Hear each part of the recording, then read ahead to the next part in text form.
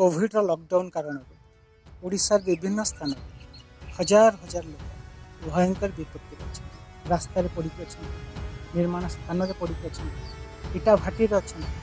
निज घरे खावाई आज जाए ऑक्सफाम इंडिया प्राय 2000 सेमती विपत्ति पड़ता लोक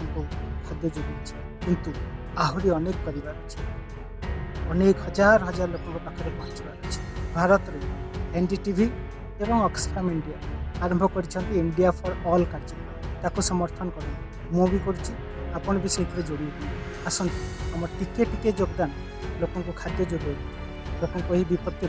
उद्धार कर इंडिया फॉर ऑल को सपोर्ट करंतु ndtvindia.com बा